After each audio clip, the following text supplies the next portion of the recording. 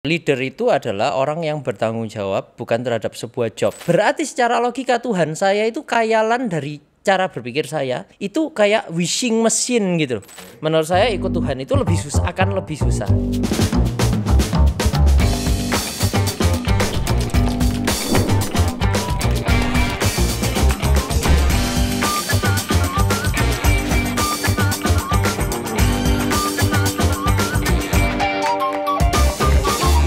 Halo Koensen, apa kabar? Halo Rif, gimana Rif? Baik, studionya keren banget. Wah, thank you. Aku masih menikmati set studio. Thank you udah diizinkan Wah, kita syuting di sini ya. Sama-sama.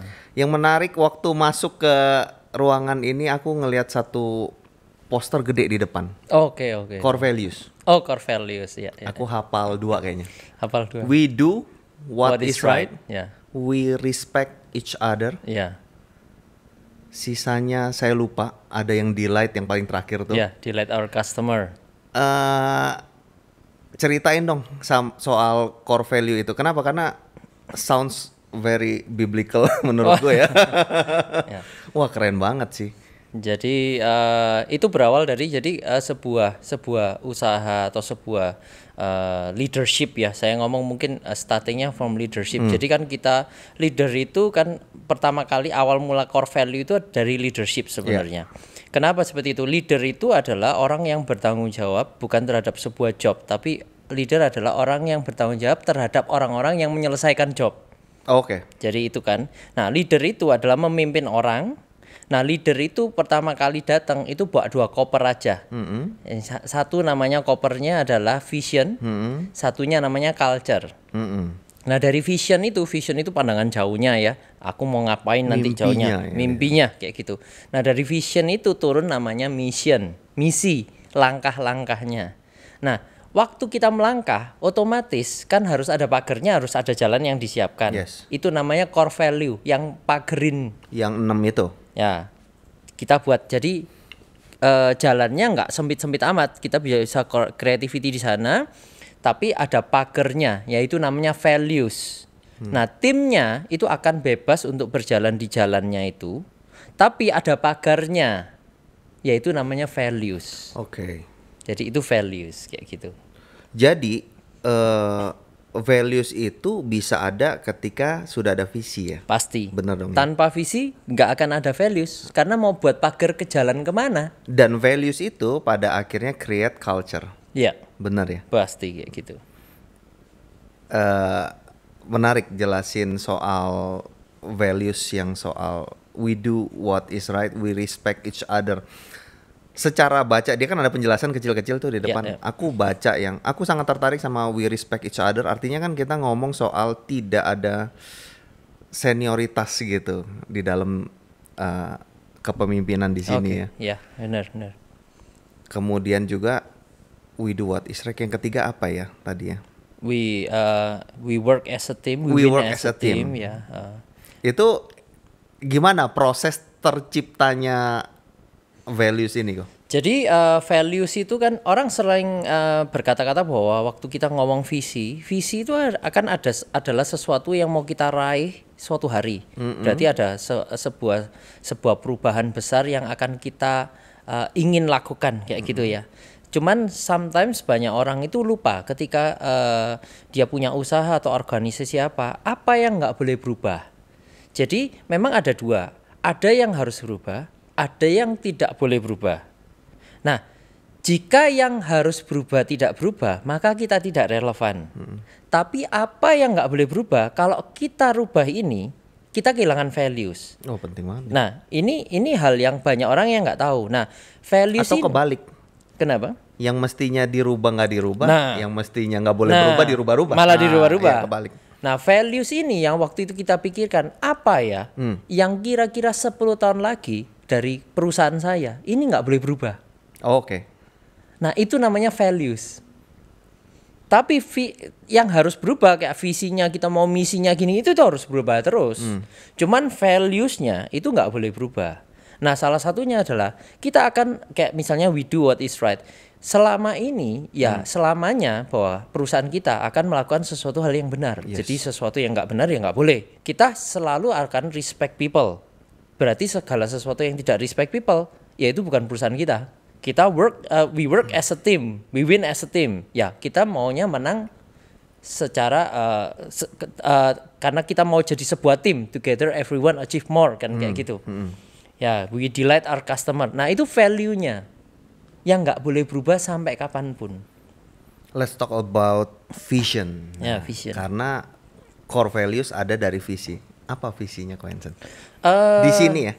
Jadi visi itu ada dua macam. Ada visi yang dibawa oleh seorang leader. Yes. Ada visi yang ditancapkan untuk perusahaan tersebut. Nah, kalau saya mulai dari visi pribadi dulu saya visi pribadi saya mempunyai visi bahwa saya ingin mendidik anak-anak muda yang ada di market sekarang. Whatever itu mau Gen Z atau berikutnya Gen Alpha, kita hati saya dan passion saya, hasrat saya itu adalah bagaimana anak-anak muda ini bisa lebih baik dengan cara berpikirnya, mentalnya, itu kan visi saya. Visi pribadi. Sebagai orang tua ya. Ya enggak juga sih, masih muda sebenarnya. Nah itu ditransform kan. Kalau di bisnis kan nggak bisa visi kayak gitu. Itu kan visi leadernya, visi ownernya kayak gitu kan ya. Oh menarik nih ya. Saya baru tahu sih. It's quite different. Nah kebetulan bisnis saya kan bisnis dagang IT nih. Jualan laptop lah ibaratnya kayak gitu.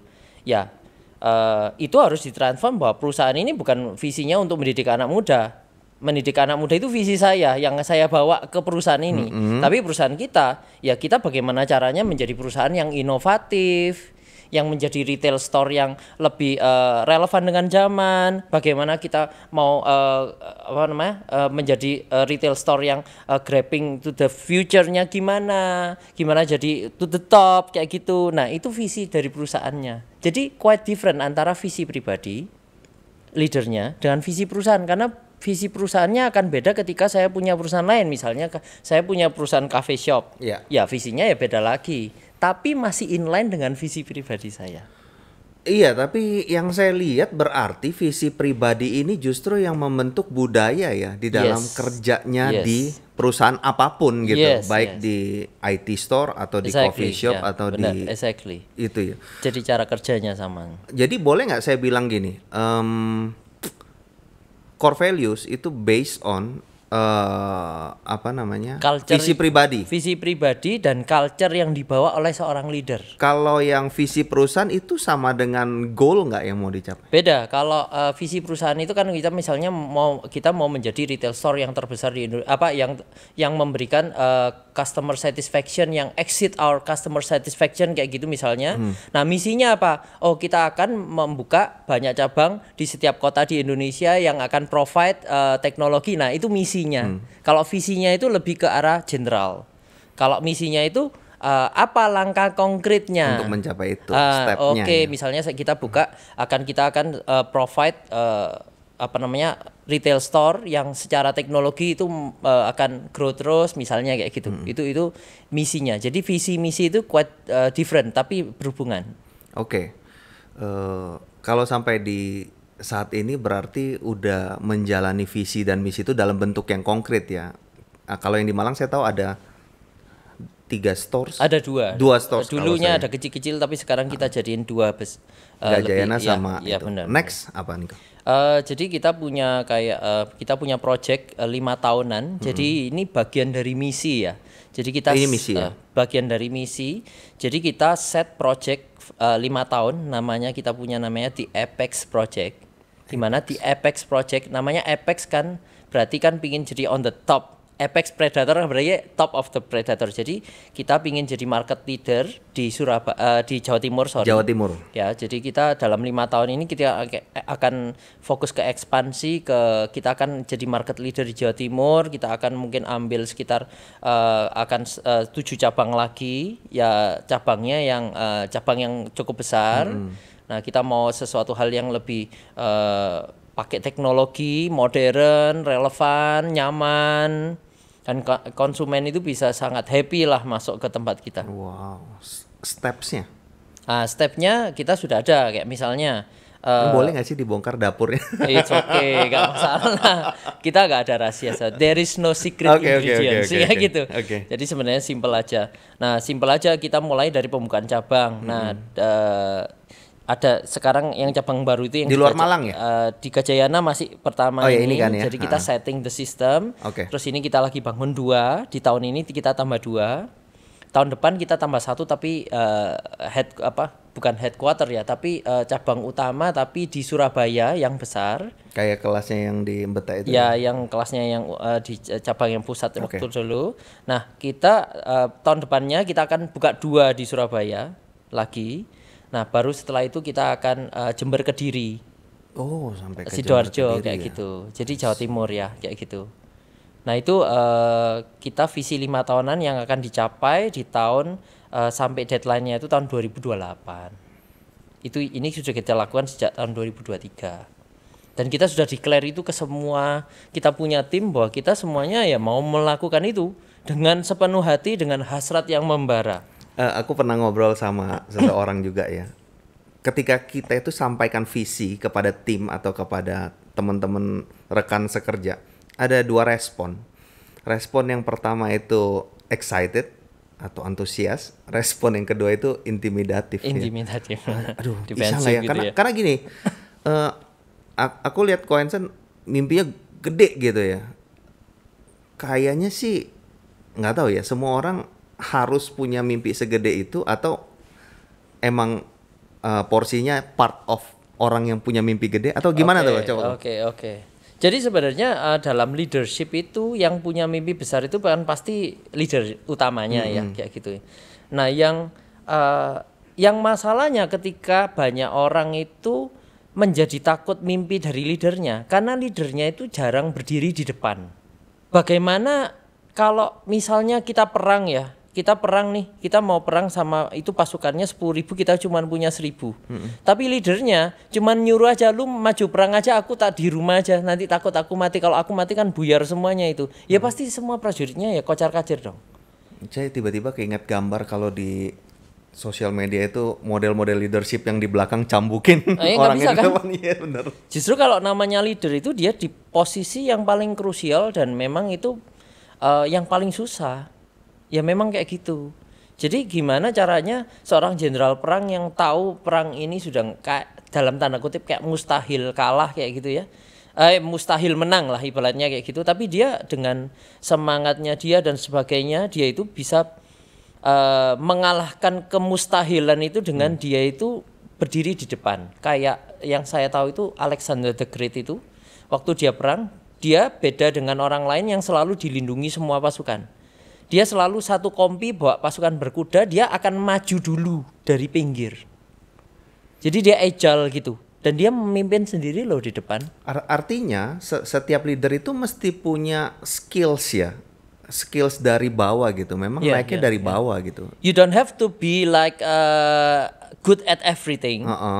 Tapi at least kita tahu lah. Ngerti ya. Kita ngerti lah. Tapi gak harus expert di semuanya kayak gitu. Tapi yang paling penting ya kita berani melangkah. Banyak leader kan gampang galau, fragile gitu ya. Nanti kena masalah dikit dia down apa. Jadi leader nggak bisa kayak gitu. Dan bukan fake loh ya. Kita strongnya itu karena kita harus punya strong belief dan punya strong will untuk melakukan itu. Artinya kan gini juga. Kita itu mesti tahu kita itu di dalam kapasitas apa ya. Kalau perjalanannya Koensen, I'm good enough atau aku bisa kok jadi pemimpin. I get it what you mean. Jadi sebenarnya keyakinan itu bukan di starting dari capability. Tak potong. Aku sendiri kayak bisa gini kondisinya. Orang lihat kita layak, tapi kita sendiri nggak merasa layak. Gitu. Ada orang yang merasa dirinya layak, tapi di penilaian orang dia kepedean, gitu. Gimana kita dapat porsi yang pas gitu di dalam right man in the right place.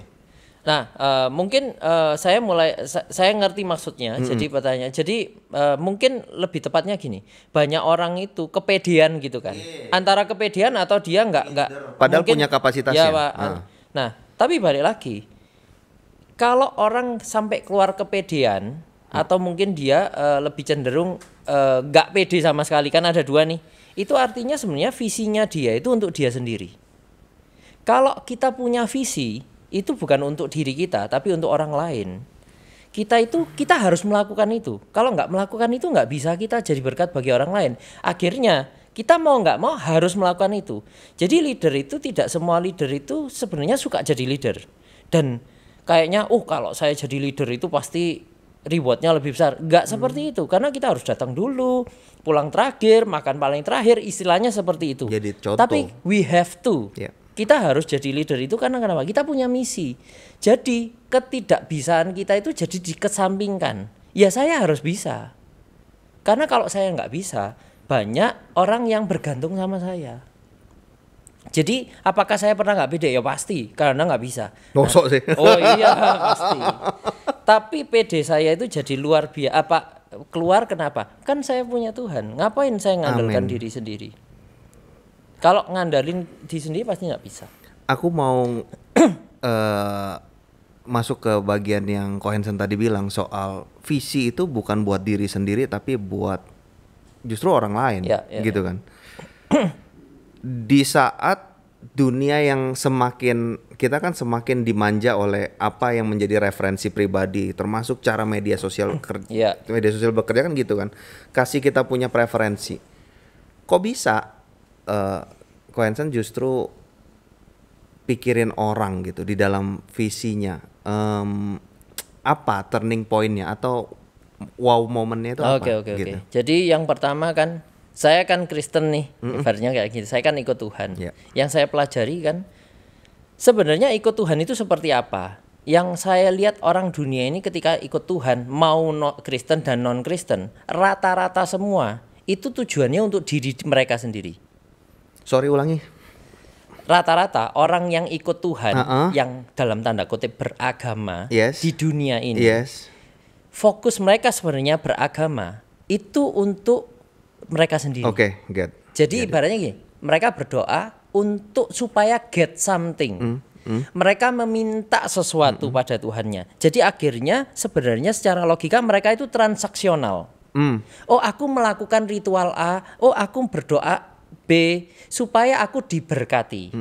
Nah, waktu saya jadi Kristen, saya kan memikirkan kalau saya jadi Kristen, tujuannya saya menyembah Tuhan supaya saya damai sejahtera, supaya saya diberkati.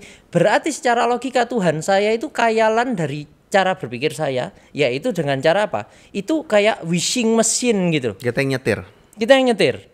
Nah, kalau Tuhan itu adalah yang menciptakan kita dan dia lebih besar daripada kita, seharusnya dia nggak transaksional seperti itu. Bahkan kalau mungkin di mitos-mitos ada dewa perang, dewa yang maunya perang doang. Dewa cinta, dewa yang maunya cinta doang. Kalau nggak perang, dia nggak jadi dewa perang. Nah, menurut saya Tuhan itu nggak seperti itu. Akhirnya, kenapa? Karena saya pernah ketemu teman saya yang ateis, dia ngomong, orang beragama itu orang yang paling bodoh di dunia. Karena kenapa? Dia menciptakan Tuhannya sendiri dalam pikirannya dengan cara transaksional. Di dalam transaksional itu terkandung dosa. Jadi nggak mungkin Tuhan itu transaksional. Nah, saya pelajarin. Kalau Kristen itu gimana? Kalau saya pelajarin, ternyata Tuhan kita itu basicnya kan kasih. Nah, kasih itu kalau saya baca di Alkitab ya, kasih itu rata-rata kasih itu tidak mementingkan diri sendiri, dia tidak iri hati, dia ibaratnya semuanya itu untuk memberi, bukan untuk kita, selfless. Nah, dari sana saya mulai pelajari bahwa Tuhan kita itu selfless. Kenapa? Ya dia bayangin, dia ciptakan kita berdosa harusnya bisa buat baru kan? Betul. Tapi dia selamatkan kita. Dia taruh kita di Taman Firdaus dengan free will. Bisa kan ngapain itu taruh yang namanya pohon itu kan? Artinya dia kasih, aku nggak buat kamu jadi robot loh. Kamu bisa decide untuk follow me atau nggak follow saya. Memilih mengasihi Tuhan karena punya kehendaknya, bukan karena Tapi even kita memilih untuk memilih dosa, Tuhan tetap memilih kita. Nah itu namanya kasih. Nah dari sana konsep seperti itu saya imani dan saya lihatkan. Nah kalau di bisnis itu gimana? Nah kalau saya sebagai orang Kristen di bisnis, kalau saya transaksional misalnya nih, saya training orang nih, kamu harus pintar supaya dia menghasilkan uang bagi saya, berarti kan saya nggak inline dengan iman Kristiani saya dong. Yes. Nah jadi dalam bisnis pun akan diterapkan bahwa kita itu harus menaruh kepentingan orang lain di atas kepentingan kita. Dan kasih itu gak pernah mau minta timbal balik. Kamu gak mau ya sudah. Kamu gak balas budi ya gak masalah. Kamu gak mau balas maksudnya bahkan kita melakukan kebaikan terus dia balas kejahatan ya it's fine, gak masalah. Karena kan saya karena penggeraknya kita bukan itu. Iya, bukan itu. Nah, visi itu diambil dari sana. I see. Selfless. Wow.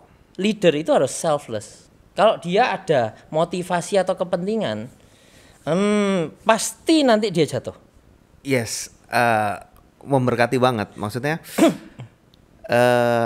kita yang orang-orang Kristen ya juga dapat insight seperti ini, tapi pengimplementasian ke dalam dunia sehari-harinya, di dalam pekerjaan, di dalam cara hidup itu kan kadang suka miss gitu, ada missing link. Tapi itu nyata waktu saya lihat value itu yang di depan.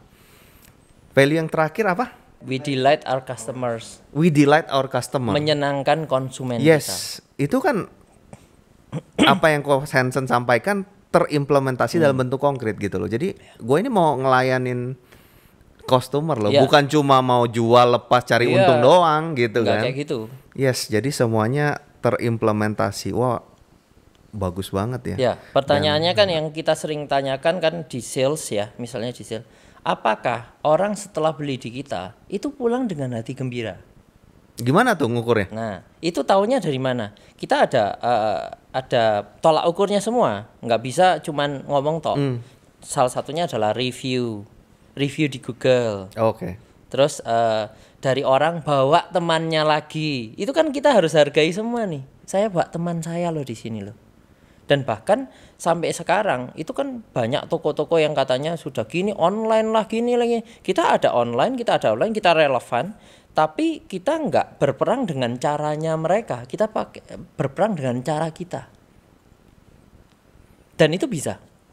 Bisa. Banyak orang kan selalu kebingungan saat bisnisnya mulai tergerus oleh ya zaman lah atau apalah, katanya misalnya wah saya dulu dagang sekarang dibunuh sama online. Sebenarnya sebuah bisnis itu runtuh bukan karena dibunuh oleh seseorang, tapi karena ketidakrelevannya dia terhadap zaman. Nggak agile ya. Iya, dia mengharapkan hal yang berbeda tapi melakukan hal yang sama. Itu kan kebodohan.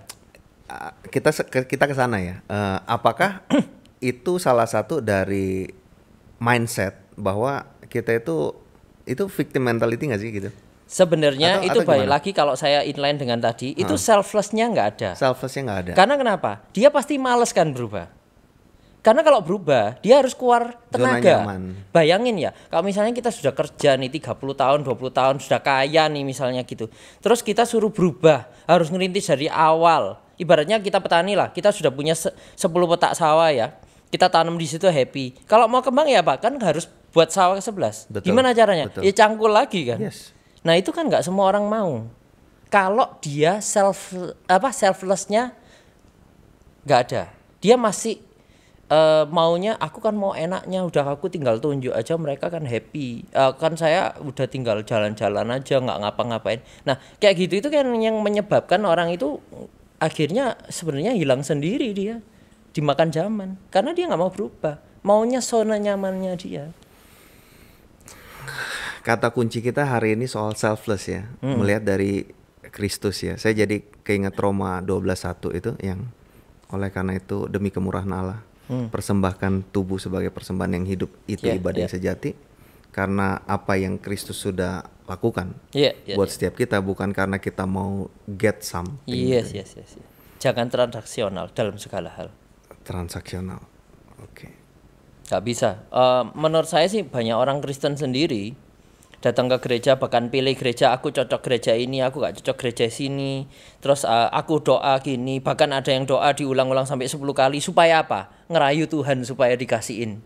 Termasuk mungkin ya, percaya Tuhan ada bentuk transaksionalnya juga gak sih? Ya. Kayak gue gak mau masuk neraka, tapi maunya masuk surga. Padahal kan percaya Tuhan itu soal bagaimana relasi dipulihkan. Nah itu sama Kristus konsepnya ya. itu memang banyak orang salah. Yes. Waktu saya itu percaya Tuhan itu bisa masuk surga itu nggak kayak gitu. Demi Sebenarnya nggak mau bukan masuk surganya, neraka. Iya. bukan surganya. Surga is not a place. Yes. Surga itu adalah hubungan kita yang kembali lagi sama kita punya Tuhan. Relasi sama Relasi. pencipta kita. Ibaratnya gini lah, kita anaknya pengemis lah. Kita punya papa pengemis lah. Papa kita itu cinta banget sama kita.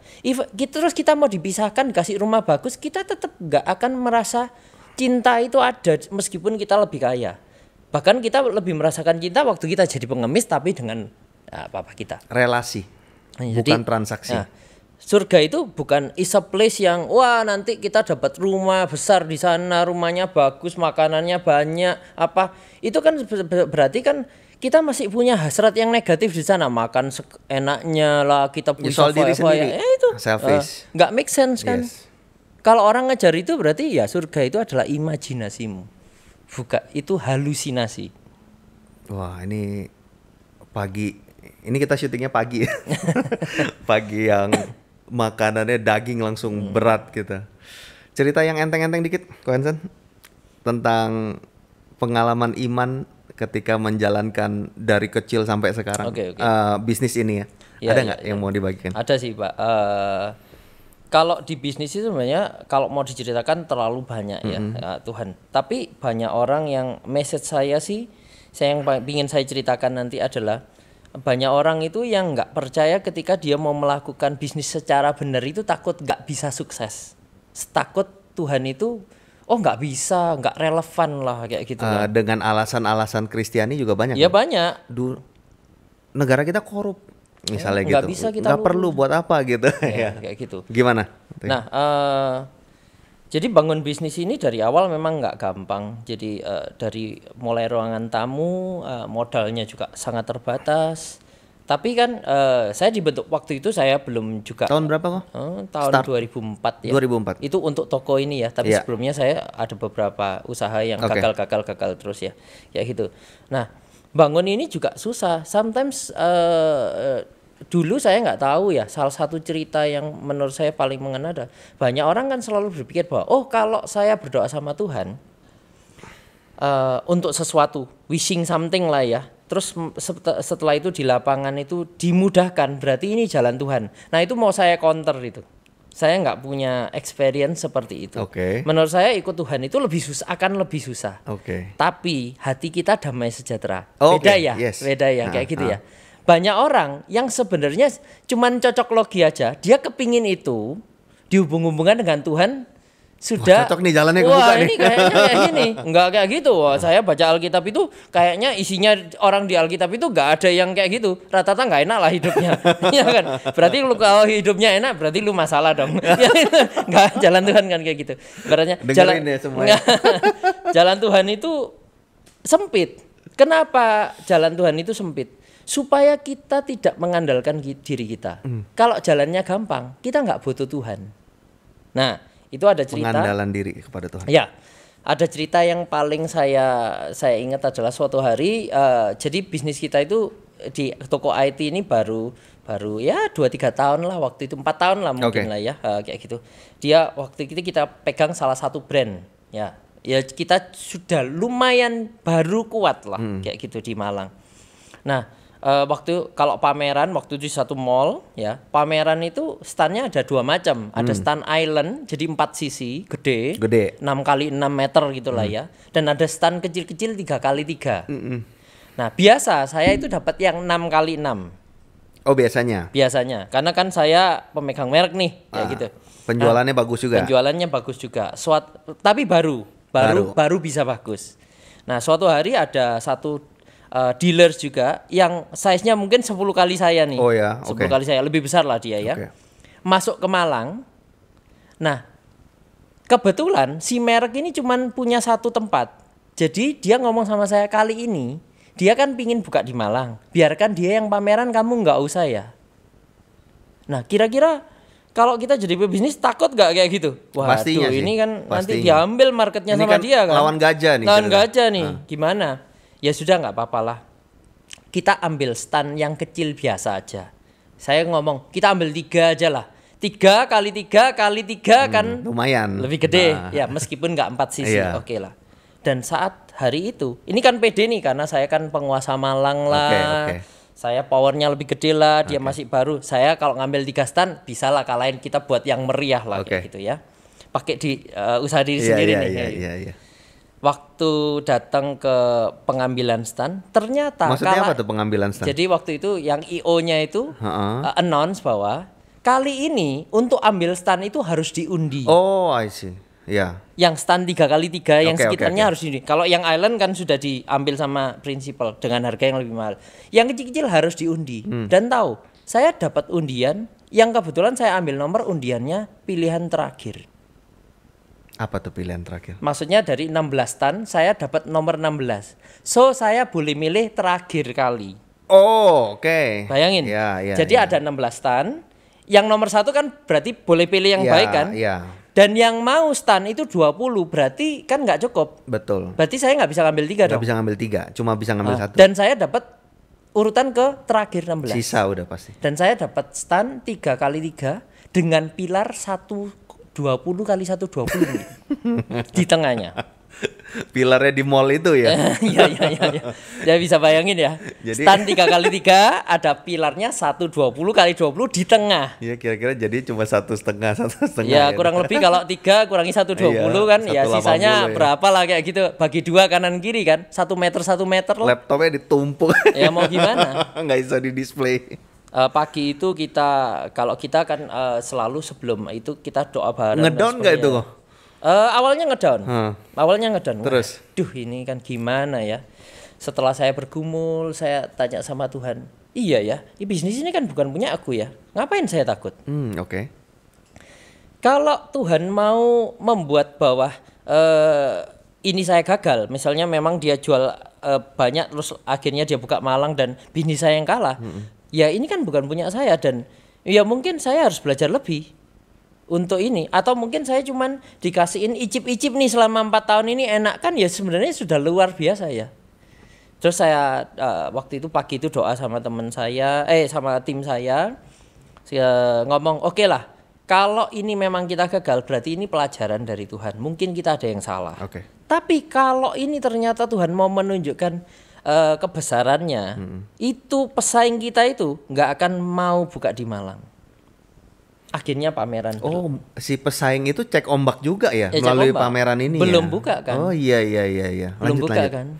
Akhirnya pameran terjadi. Ya, waktu pameran ternyata itu lagi masa sepi. Jadi pamerannya gagal lah, sepi lah. Dan amazingly, stand saya tadi yang 3 kali 3 plus pilar 120 kali 120 itu yang diantri orang. Saya jual lebih mahal, tidak ada bonusnya. Tidak nginsalkan Windows bajakan, waktu itu masih belum ada Windows original. Part of your Christian value. Ya. Nggak jual jual bajakan. Nggak jual bajakan. Kita nggak jual bajakan. Dan ini ngomong quantity ya. Kita dalam 1 minggu pameran itu jual kurang lebih 100 unitan. Dibanding yang gajah tadi? Itu cuma jual 5-6 unitan. Oh ya. Dan stand sekitar saya juga sepi. Bahkan kita sempat kehabisan barang dan kita ngomong, Pak, kita nggak punya barang.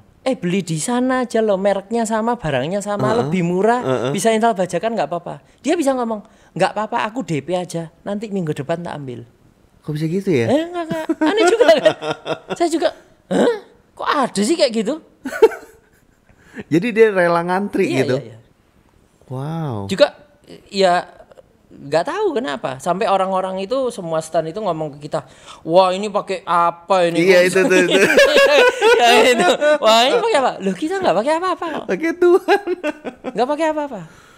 Wah itu pengalaman gak terlupakan itu ya. Luar biasa. Nggak. Sometimes agak nggak make sense kayak gitu untuk diceritakan. Ya pastinya.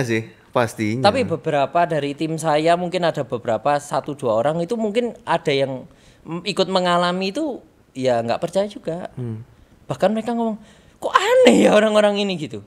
Tapi ya kenyataan itu terjadi kok. Terus mau gimana? Wah itu saya juga nggak kebayang sih. Ya yang saya sorot justru momen ketika Hansen sebagai leader harus menguatkan teman-teman tim kan? Tetap melangkah. It's part of leadership juga kan? Jadi kan sebenarnya dari cerita ini ya, sometimes jalan yang disediakan Tuhan itu nggak masuk akal dan susah. Jadi paksa kita untuk ngandelin dia ya? Ya, all you have to do ya melangkah aja. Kayak misalnya Musa atau Abraham, lu orang kaya lu keluar dari rumah, mau kemana? Udah ikut aku. Ikut aja. Di tengah semua kesetelan dia. Yes. Makanya kan percaya sama Tuhan itu nggak boleh diomongkan aja, tapi ya ada tindakannya. Iman itu kalau kita cuma ngomong aja itu ya kan bohong aja kan, cuma cuap-cuap aja. Dasar dan bukti kalau kata Ibrani. Dasar dari yang kita harapkan, bukti dari yang nggak kelihatan. Ya iman tanpa perbuatan adalah mati kan. Itu bukan konteksnya untuk orang kalau harus melakukan perbuatan baik untuk bisa dapat keselamatan, bukan itu. Tapi iman itu mencerminkannya apa ya? Kita dari tindakan. Misalnya saya ngomong, saya orang beriman, tapi setiap hari saya galau, saya diliputi oleh fear, ketakutan. Jadi omong kosong. Ya omong kosong lah.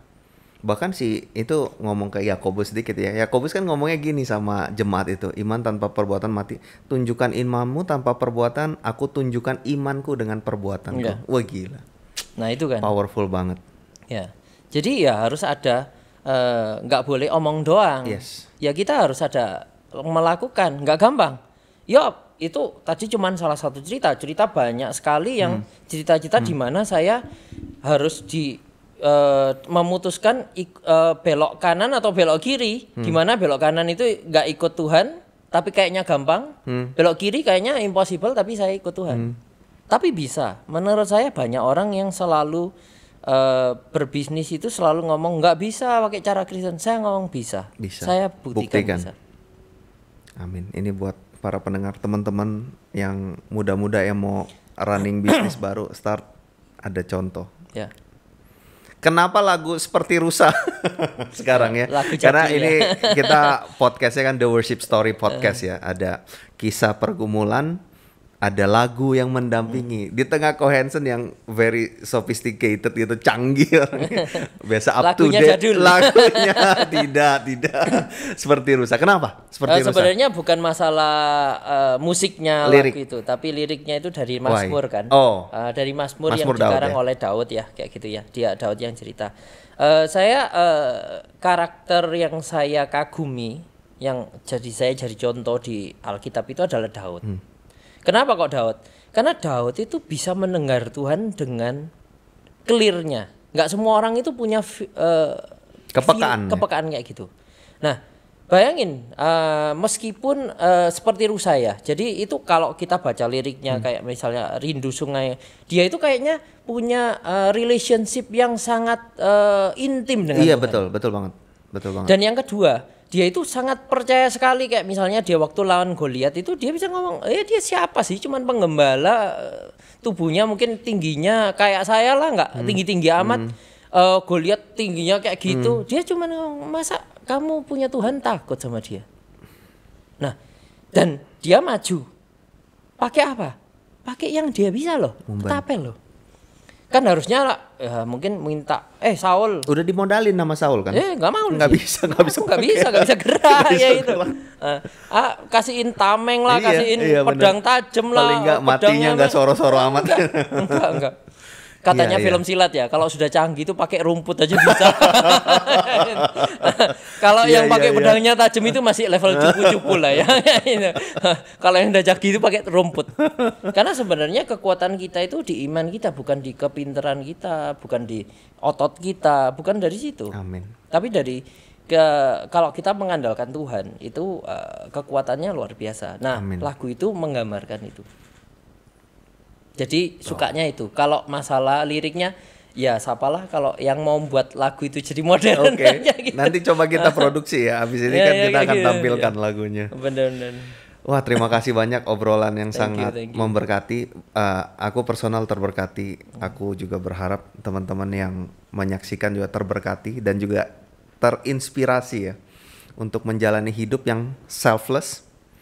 Bukan untuk diri sendiri, itu harus kita pegang sebagai nilai kita di dalam menjalankan segala sesuatu. Any closing statement kok buat terakhir?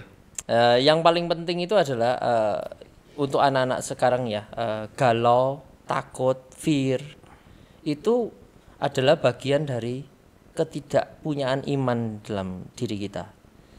Sekarang paling gampang adalah yang sering ditanya ke saya, bagaimana saya cara tahu kehendak Tuhan itu yang mana? Paling gampang adalah melangkahlah dengan sepenuh hati, nanti ditunjukkan jalannya. Tidak mungkin Tuhan itu menunjukkan jalan dulu waktu kita hanya berdiri. Terus berharap bahwa dia akan ngomong sama kita, "Hey Hansen, jalannya belok kanan." Itu namanya bukan iman, namanya logika karena sudah ada tandanya. Kita orang yang beriman itu tidak butuh tanda. Kita orang yang beriman, kita tidak butuh mujizat untuk percaya. Yang kita butuh adalah hati yang mendengar. Ambil langkah. Hati murni, selfless. Karena kalau masih ada kepinginan pribadi nanti cocok logi ini kehendak Tuhan padahal bukan. Yes. Nah, selfless, nanti Tuhan akan pimpin jalan kita. Dan kalau kita salah, dia pasti intervensi. Don't worry, pasti gak mungkin jatuh. Amin. Pengalaman membuktikannya. Iya, benar. Itu aja dari saya. Thank you banget, Ko Hansen, thank you. untuk bincang-bincang kita hari ini. See you in another The Worship Story podcast. Oke, thank you.